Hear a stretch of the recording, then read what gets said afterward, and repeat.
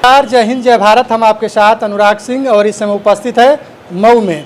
आपको बता दें कि आज नामांकन का आखिरी दिन था, यानी कि 14 तारीख। तो 14 तारीख को राजीव तलवार जी ने, जो आजमगढ़ के रहने वाले, आजमगढ़ से इन्होंने नामांकन किया था, वहाँ से पर्चा खारिज हो गया, लेकिन इन्होंने घोसी लोकसभा से नामांकन किया। तो मेरे साथ ये जुड़ गए हैं, इनसे खास बातचीत करेंगे। देखा जाए तो ये एक पत्रकार हैं पेशे से और काफ़ी प्रसिद्ध हैं, यूपी से लेके आजमगढ़ तक। तो इनसे एक बार बातचीत करेंगे कि आखिरकार पत्रकारिता छोड़कर राजनीति में आपको क्यों आना पड़ा। जी राजीव जी, कैसे हैं आप? एकदम ठीक है, मस्त हैं। पत्रकार मैं कभी नहीं था और मैं राजनीति में भी नहीं उतरा हूँ। बस मेरा एक जो मकसद है, उस मकसद को पाने के लिए मैं ये सब करता हूँ। क्या मकसद है? ये चुनाव नहीं, हमारे लिए युद्ध है। दुनिया में आज तक ऐसा कोई युद्ध नहीं हुआ है जो जनता के लिए लड़ा जाए। व्यक्तिगत स्वार्थों के लिए युद्ध इस दुनिया में आज तक हुए हैं। जिस युद्ध की ज़रूरत थी वो कभी नहीं हुआ है। वो युद्ध 2009 से राजीव तलवार लड़ रहा है। जो मर्द होगा उसको समझ में आ रहा है। जो चूतिया हैं, जो भिखमंगे हैं, जो नमक हराम हैं, जो गद्दार हैं, उन्हें राजीव तलवार कभी नहीं समझ में आएगा। तो भिखमंगा कौन है? अबे तुम राजीव तलवार का गलत बात का विरोध या समर्थन नहीं कर सकते। राजीव तलवार को 5 रुपया उसकी मजदूरी भी नहीं दे सकते, 1 रुपया महीना नहीं दे सकते, तो तू भिखमंगा है बे, नमक हराम है। राजीव तलवार जैसा आदमी दुनिया में कोई नहीं है। इस देश के सांसद, विधायक, मंत्री, एसपी, डीएम, सरकारी कर्मचारियों को सब कुछ मिलता है। वो देश के साथ ईमानदारी कर रहे हैं क्या? चर्चा करो। और इतनी ईमानदारी, मेहनत के साथ जो काम राजीव तलवार कर रहा है, दुनिया में कोई नहीं कर रहा। उसके बाद भी अगर मेरी मजदूरी कोई 5 रुपया 1 रुपया महीना नहीं दे सकता, मेरा समर्थन या विरोध खुल के नहीं कर सकता, तो वो नमक हराम है, मक्कार है, उसको जूते से मारना चाहिए। राजीव जी, आप कह रहे हैं कि हम पत्रकार नहीं हैं, तो आपको लोग पत्रकार के ही नाम से जानते हैं। अब लोग पागल भी कहते थे हमको, कोई क्रांतिकारी भी कहता है। अब हम क्या करें? हम क्या हैं ये सिर्फ हम जानते हैं, और हमने कभी नहीं बताया कुछ कि मैं क्या हूँ। तो आपको राजनीति में क्यों उतरना पड़ा? राजनीति नहीं है, ये अपना मकसद को पाने के लिए चुनाव बस एक माध्यम है। मेरे लिए ये युद्ध है, चुनाव नहीं है। क्या मकसद है आपकी? दुनिया का सबसे खतरनाक और ताकतवर बम बनाने के लिए इतनी मेहनत मैं करता हूँ। ये जितने बम हथियार दुनिया में बने हैं ना, RDX से लेकर डायनामाइट तक, वो समाज के कभी काम नहीं आया। दुनिया में जितने भी युद्ध लड़े गए वो समाज के हित के लिए नहीं लड़े गए, जनता के लिए नहीं लड़े गए, व्यक्तिगत स्वार्थों के लड़े गए। और इस युद्ध का होना बहुत ज़रूरी है। इस युद्ध में आप सब लोग भगवान बनिए। अकेले लड़ूंगा और चमत्कार करके दिखाऊंगा। तो आप आजमगढ़ के रहने वाले हैं, तो आखिरकार आपने घोसी लोकसभा से नामांकन क्यों किया? आजमगढ़ में पर्चा खारिज कर दिया गया, तो मैं रात भर सो नहीं पाया उस दिन। मेरे समझ में नहीं आ रहा था क्या करूं, मैं परेशान था। अचानक ध्यान आया कि बनारस से चुनाव लड़ूं, क्योंकि बनारस में मैंने देखा कि 14 मई तक नामांकन की अंतिम तिथि थी।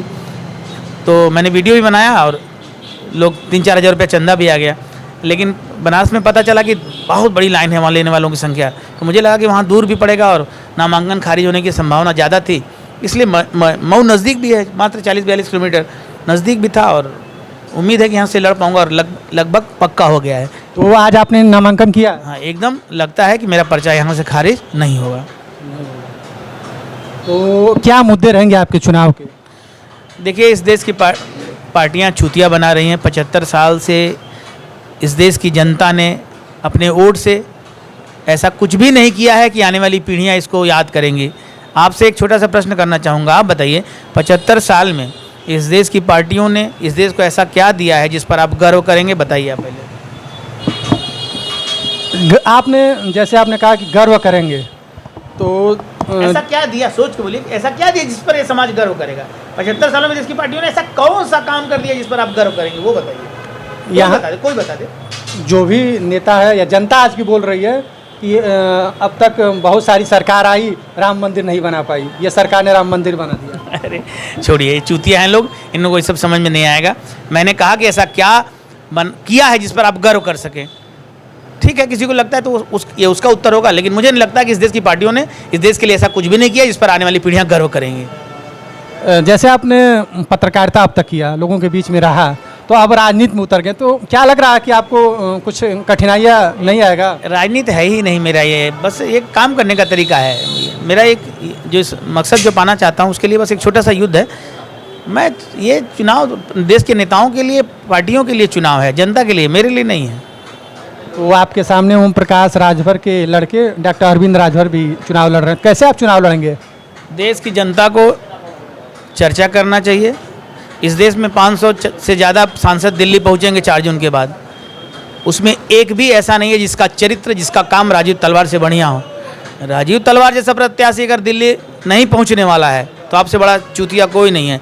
ये देश इतिहास अगले 14 दिन 12 दिन में ये देश इतिहास रच सकता है। इतिहास रचने का मौका घोसी को भी है और इस देश की जनता का। मिल के राजीव तलवार का चुनाव प्रचार शुरू करिए, हमको यहाँ से दिल्ली भेजिए, 4 जून के बाद पूरे भारत में तहलका मचा दूंगा। तहलका में क्या मचाएंगे? असली डायनामाइट, असली RDX राजीव तलवार है। जब संसद भवन में फटेगा ना तो पूरा देश का जोरदार मनोरंजन होगा। जो मनोरंजन अमिताभ बच्चन, शाहरुख, सलमान, धोनी, विराट कोहली नहीं कर पाए वो अकेले मैं वहाँ करके दिखाऊंगा। अच्छा, आप भी मनोरंजन मंत्री बनेंगे क्या, जैसे ओम प्रकाश राजभर? अब पता नहीं, मुझे ऐसा नहीं लगता। अब आपको लगता है तो कोई बात नहीं। आपके सामने राजीव राय भी चुनाव लड़ रहे हैं। राजीव राव के बारे में तो मैं नहीं जानता हूँ, लेकिन ओम प्रकाश राजभर जी से मेरी मुलाकात है, उनके बारे में जानता हूँ। जैसे नेताजी लोग जब चुनाव आता है तो वोट का गोटी सेट करना शुरू कर देते, तो आप कैसे शुरू करेंगे? हमको किसी का वोट नहीं चाहिए यार, हम वोट के लिए लड़ते ही नहीं। हमको 500 मर्द चाहिए जो हमको प्यार कर सकें अपने बेटे की तरह, 100 रुपया महीना दे सकें, और 100 रुपया महीना नहीं दे सकते हैं तो 10-10 रुपये अपने दोस्त से दिलवा दें। ऐसे मर्द चाहिए जो मेरा समर्थन या विरोध कर सकें, और ऐसा मर्द नहीं मिलेंगे तो कब तक कोई इस तरह फ्री में काम करेगा। मैं काम छोड़ दूंगा और दूसरा भगत सिंह इस देश में पैदा नहीं होगा। जब आपको वोट नहीं चाहिए तो फिर आप सांसद कैसे बनेंगे? जनता डिसाइड करे ना कि हमको सांसद बनाना है कि नहीं, हम क्यों डिसाइड करें? तो आप तो कह रहे हैं कि हमको ऐसा 500 मर्द चाहिए, वोट नहीं चाहिए। तो हम तो हमेशा से कहते आ रहे हैं। फिर कैसे आप सांसद बनेंगे? मत बने सांसद, मत दें वोट लोग हमको। तो फिर पैसा कमाने के लिए चुनाव लड़ रहे हैं क्या? जिसको जो भी लगता है वो विरोध करना चाहिए मेरा। किसी को अगर लगता है कि हम ऐसा कर रहे हैं तो मेरा विरोध होना चाहिए। तो आपने सुना होगा कि मेरे साथ इस समय राजीव